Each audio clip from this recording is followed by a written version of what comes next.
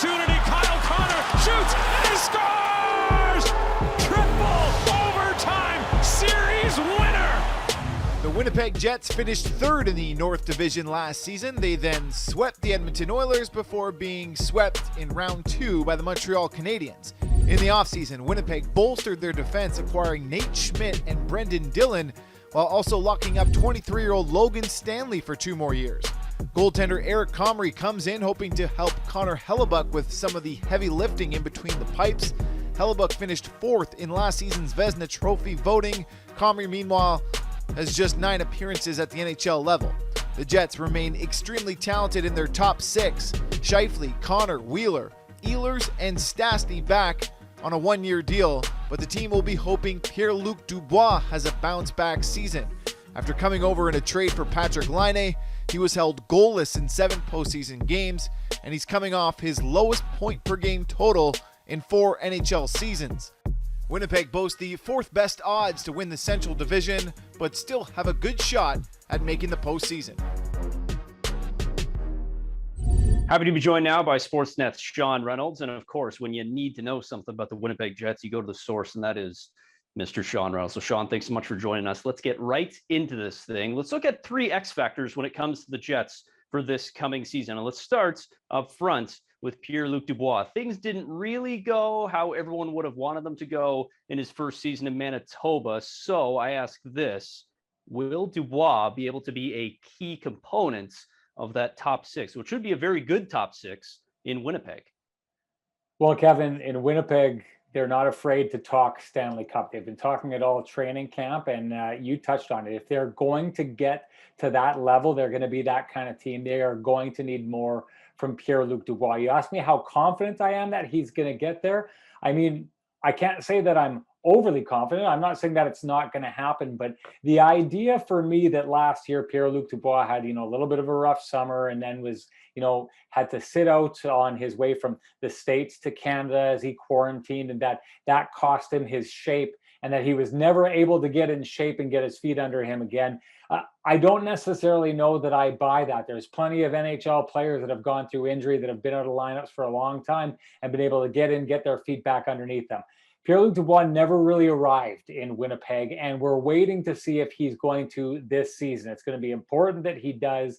The Jets, the second line, is going to have to be a driver for them this year, and they're going to need him to be that guy. Now, they've got a backup in Paul Stastny who can step up. I think it's one of the reasons the Jets went out and got Paul Stastny again, is so that he can jump into that role should Pierre-Luc Dubois falter. That's what they did last year. So they've got the backup for the situation, but if they're going to compete or contend at the very highest level, they'll need him to get going. I still think it's a question mark whether or not he does.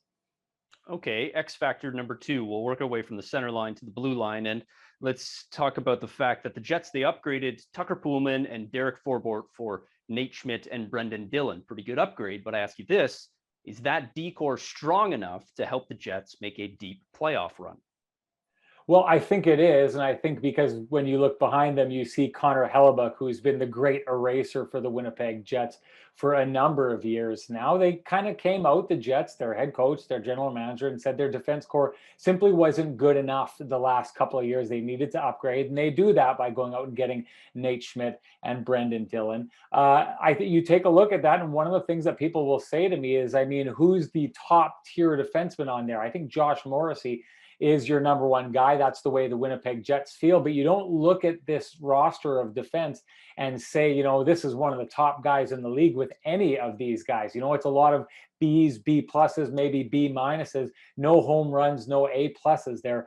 But you've definitely got an A++ behind you in Connor Hellebuyck. So the big question becomes Connor Hellebuyck, who faced a lot of shot volume, more than anyone in the league last year, likes that pacing and is able to erase a lot of the mistakes that defense core made. Now that he's got a better defense core in front of him, what we expect to play better, is his game going to translate, or does he like that high volume? I like his chances. I think he prepares properly. He knows what he's doing. So the fact that this defense maybe isn't full of high name guys, it's got the biggest name guy behind them to back them up, and the little bit better they get, I think, will make the Jets a lot better this year. Well, you mentioned Hellebuyck, and I think that is X factor number 3 as you work our way back to the crease. So you touched on how good Connor Hellebuyck is. I think the league knows that. Every fan knows that. And with a better defense core, certainly the team should be better. So I ask you this. You mentioned that he faced more shots than anybody else last year. He's faced so many shots over the last few years. How long should Jets fans expect Hellebuyck to maintain this pace? And maybe how often will we see Eric Comrie spell Hellebuyck this year? Well, Connor Hellebuyck has been pretty wide open and honest with these questions in the past. I mean, he wants to play every game, and it's usually a fight to pull him out of the crease. I've always thought that there's only a certain amount of goaltenders throughout the history of the game who can, handle that type of volume. I think Marty Brodeur is a guy who really messed the league up for a while because he was just a freak of nature who could play and play and play. And other teams and other general managers and coaches started assuming that their top end guys could do that. I don't think a lot of guys can. So far, Connor Hellebuyck can. He's showing that. Now, the question, I'm hearing from you is potentially, does he burn out because of this? I haven't seen that from him. There really hasn't been a misstep by him. He prepares, as good as you possibly can. He thinks the game 24/7. He spends his summers taking care of himself. And every NHL player does, but this is a guy who prepares and has shown in the past that when he sets his sights on something and says he's going to do something, he goes out and he does it. So I don't think you can take Connor Hellebuyck at anything but his word when he says he's going to continue getting better. That's what I expect from him this year. Comrie, I think that's one of the biggest question marks for the Winnipeg Jets fans, and Laurent Brossoit did a great job spelling him off last season. Comrie has just now looks like he's made the NHL and is going to be a full-time player there. It's a question how he'll do. That's where the better defense comes in. Connor Hellebuyck, the goaltending has been erasing a lot of the defensive mistakes on this team. It's time now for the defense, potentially in the case of Comrie, to erase some of his mistakes and make his job easier on him.